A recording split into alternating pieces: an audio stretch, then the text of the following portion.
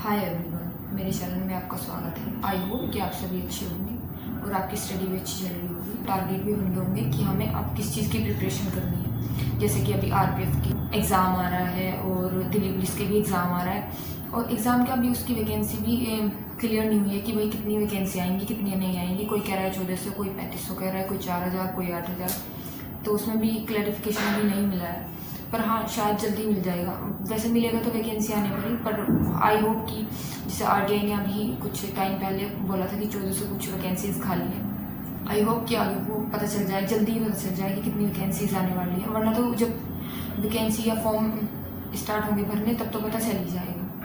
तो आज बात करेंगे हम टाइम टेबल के बारे में। जैसे आप लोग पूछ रहे थे कि मेरा शेड्यूल क्या है, मैं कैसे पढ़ती हूँ। तो देखो, सबका शेड्यूल अलग अलग होता है। जैसे मेरे घर का माहौल या आपके घर का माहौल कुछ अलग होगा। जैसे कुछ लोग घर पे भी पढ़ लेते हैं, मैं उस हिसाब से कह रही हूँ, और कुछ लोग घर पे भी नहीं पढ़ पाते। कुछ लोग लाइब्रेरी में पढ़ते हैं घर के माहौल की वजह से, किसके घर में बच्चे होते हैं या हाय हुल्ला पड़ोस का भी, तो इस वजह से। तो देखो, सबका टाइम टेबल मैच नहीं कर सकता कभी। मेरा शेड्यूल मैं अपने हिसाब से बना सकती हूँ, आप अपना शेड्यूल अपने हिसाब से बना सकते हैं। और मैं आपसे पूछ रही हूँ कि आपका शेड्यूल आप मेरे हिसाब से बना लो, या चीज़ गलत है कि मैं आपको शेड्यूल अपने हिसाब से बता दूँ बनाने के लिए। तो मैं पहले ही बता देती हूँ कि आप मेरा, अगर आपका माहौल थोड़ा ठीक है घर का पढ़ने का, तो आप घर पे भी पढ़ सकते हैं, और आपका नहीं है तो आप लाइब्रेरी में पढ़ सकते हैं। बहुत से गाँव ऐसे हैं जहाँ लाइब्रेरी नहीं है, बाहर ही जाना पड़ता है शहर के लिए।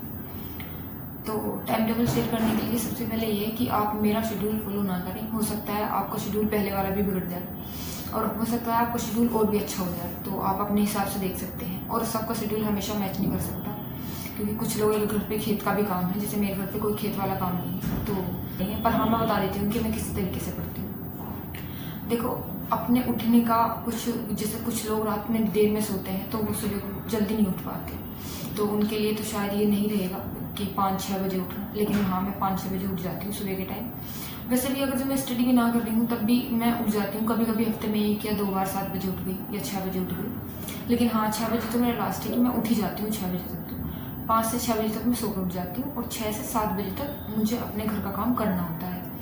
5 से 6 बजे तक मुझे सो कर उठना, मतलब मैं ये सोचती हूँ कि 5:30 बजे तक भी उठ जाऊँ तो मैं आधा घंटा किसी चीज़ का रिवीजन कर लूँगी। मैं जीएस नहीं पढ़ पाती सुबह सुबह उठकर, तो मैं ये सोचती हूँ कि मैं सुबह सुबह उठकर कुछ रीजनिंग या कुछ मैथ कर लूँ। बस मैं इतना ही वो करती हूँ।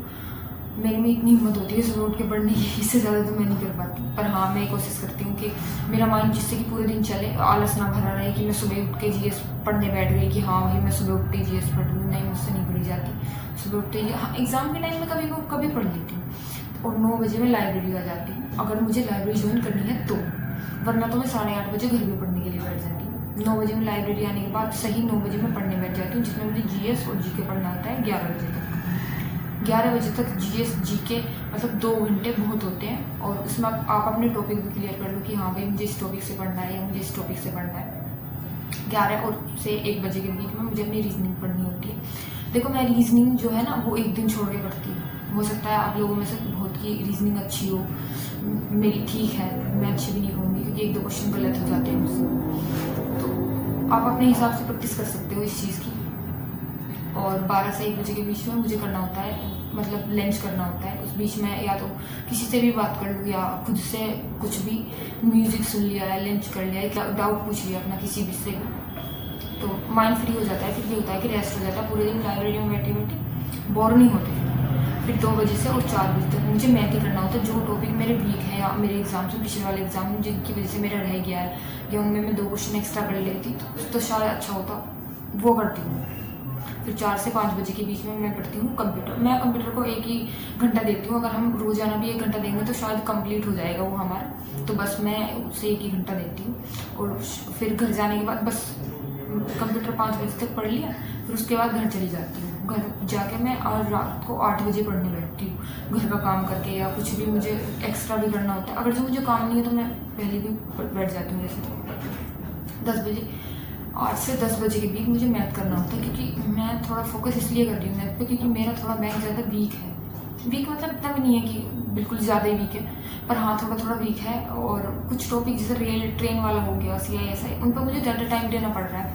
और ये टाइम टेबल सिर्फ मेरा अभी तक का है कि मुझे उससे दिल्ली पुलिस के एग्ज़ाम से पहले 2 या 3 महीने पहले मुझे अपना थोड़ा सही कर लेना है मैथ का, तो ये टाइम टेबल फिर मैं चेंज कर दूँगी अपना। और 10 बजे से 12 बजे तक फिर मैं पढ़ूँगी जीके और जीएस। मैं रात को इस वजह से पढ़ती हूँ क्योंकि थोड़ी शांति हो जाती है, थोड़े बहुत लोग सो जाते हैं 10 बजे से 12 बजे के बीच में। और फिर मैं आधा घंटा निकालती हूँ अपनी वीडियोज़ के लिए, जैसे 12 बजे से 12:30 बजे के बीच में मेरा यूट्यूब का भी काम हो जाता है। कुछ लोग बोल रहे थे कि सोशल मीडिया यूज़ करती हूँ, देखो मैं फेसबुक पे चलाती हूँ, मैं इंस्टाग्राम पे चलाती हूँ, मैं ट्विटर पे चलाती हूँ, लेकिन करंट में मैं कुछ नहीं चला रही हूँ सिर्फ यूट्यूब के अलावा। यूट्यूब भी मैंने किसी वजह से स्टार्ट किया है, ये भी मैंने बहुत पहले से बना रखा है, आई थिंक सन 2000 बना रखा है। मैंने कुछ वीडियोस डाली थी, फिर मैंने किसी रीज़न की वजह से, ये रीज़न भी नहीं, मैंने कुछ वजह से बंद कर दिए थे क्योंकि मैंने उस टाइम पे अपनी पढ़ाई पे ज़्यादा फोकस करना सही समझा।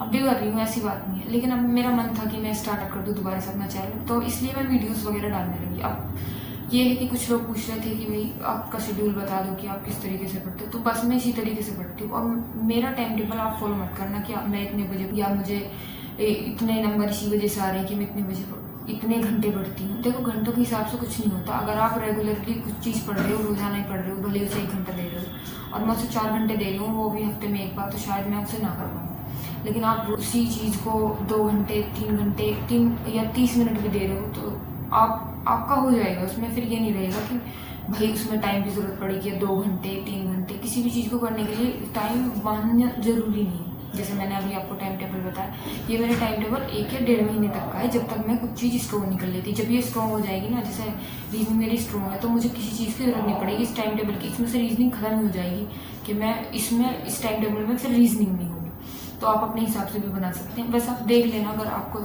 शेड्यूल मैच हो जाएगा तो आप इसी से कर लेना। और अब बात करते हैं RW के यकीन बैच के बारे में, क्योंकि बहुत लोग पूछ रहे थे कि आपने यकीन बैच ले लिया या नहीं लिया। तो हाँ, मैंने यकीन बैच ले लिया है और मैंने SCM वाला लिया है यकीन बैच, शायद उस पर ऑफर चल रहा था तो मैंने किसी से लिवाया है। हाँ, वो मैंने ले लिया है। तो उसके टाइम के अकॉर्डिंग ये टाइम टेबल फिर मेरा बिगड़ जाएगा जो मैंने आपको बताया है। तो मैं आपको बता देती हूँ कि उसका टाइम टेबल के अनुसार मतलब कैसे पढ़ा जा सकता है या कैसे मैनेज हो सकता है। जैसे इसमें टाइम टेबल में HCM वाले में देखो, इसमें दिखा रखा है, इसमें टाइम टेबल दिखा रखा है, इसमें दिखा रखा है कि रीजनिंग सुबह 8 बजे से, इंग्लिश सुबह 9 बजे से, और मैथ सुबह 11 बजे से, और पॉलिटी 12 बजे से दोपहर। और पॉलिटी शायद 2 टीचर, पॉलिटी और हिस्ट्री, और साइंस 3 टीचर पढ़ाएंगे 3 बजे से, 4 बजे से कंप्यूटर। देखो कंप्यूटर तो ऐसा है कि आपको नोट्स बनाने पड़ेंगे, ठीक है। और 5 बजे से स्ट्रेटेजी के, और 6 बजे से इकोनॉमिक्स और ज्योग्राफी। ये पूरे दिन की क्लासेस हैं जो हमें, जैसे अब हमने 1 घंटे की मान ली तो 2 4 6 8 क्लास हो गई, तो 8 घंटे हम अपनी क्लास को तो नहीं दे सकते। कुछ लोग अभी सर बोलते हैं कि लाइव आ जाया करो, देखो लाइव भी आना सही है जैसे सर कह रहे हैं, लेकिन मेरे हिसाब से तो गलत है। क्योंकि अगर हम किसी चीज़ को जानते हैं उसे भी हम उतनी स्पीड पे देख रहे हैं, और किसी चीज़ को नहीं जानते उसे भी इतनी स्पीड पे देख रहे हैं, तो शायद हमारा लॉस हो इसमें। तो आप ये टाइम टेबल अपने अकॉर्डिंग लिख के रख लो कि हाँ भाई मुझे इतने घंटे की क्लास लेनी है। जैसे मुझे रीजनिंग की क्लास, जो मेरे पॉइंट वीक है, सिर्फ मैं उन्हीं के नोट्स बनाऊंगी और उन्हीं को लिखूंगी बस। और इंग्लिश भी मुझे लिखनी पड़ेगी, वैसे तो नोट्स बनाने पड़ेंगे, लेकिन मैं बाद में ऑफलाइन जब ये हो जाएगी ना क्लास या रिकॉर्डेड हो जाएगी तो मैं तब से बनाऊंगी अपने नोट्स वगैरह। और मैथ तो मैं नहीं लिख रही हूँ क्योंकि यकीन बैच के उसके खाकी बैच के मैंने नोट्स बना रखे हैं, तो मैं उन्हीं में लिख लूँगी 2 4 4, या मुझे कुछ ज़्यादा ही कि भाई मेरे नोट्स में नहीं लिख रहा तो ज़्यादा ही ज़रूरत पड़ रही है तो मैं कुछ कॉपी अलग से बना लूँगी। और साइंस और पॉलिटी ये सब चीज़ें देखो हमने पहले भी पढ़ रखी है, क्या कराने की हम रिवीजन नहीं करते इसलिए भूल जाते हैं। तो आप पॉलिटी की भी कॉपी बना लीजिए, कॉपी बनाना सही रहेगा। और स्टैटिक जीके की भी अपने हाथ से लिखोगे तो शायद ज़्यादा सही रहेगा, लेकिन इसके अनुसार हम इतनी सारी क्लास एक दिन में तो नहीं ले सकते। हाँ, स्पीड बढ़ा के हम शायद ही ले लें, लेकिन यकीन बैच का तब फ़ायदा होगा अगर आपने अभी क्लास ली है, सारी क्लास अब कंप्लीट हो गई।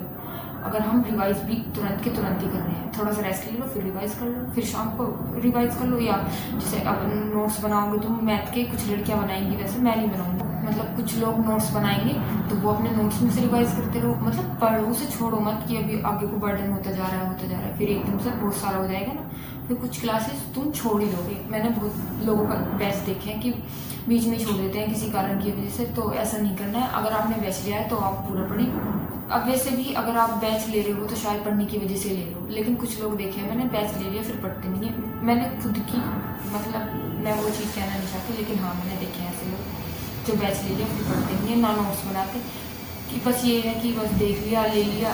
स्टार्टिंग में तो सब ले लेते हैं फिर पढ़ता कोई नहीं। तो बस यही है कि मैंने अपना टाइम टेबल बता दिया और मैंने 3 बैच भी ले लिया, उसके बारे में भी बता दिया, और मैंने अभी क्लासेस ली नहीं है उसकी, बस टाइम टेबल ही देगा, क्योंकि अभी मेरा SSCBT का एग्ज़ाम है 21 को।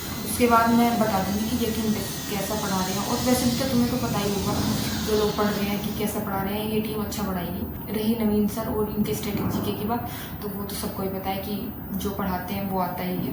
और ये नहीं कि टीचर पढ़ा रहा है तभी आ रहा है, नहीं हम पढ़ भी रहे हैं इसलिए आ रहा है। ठीक है, तो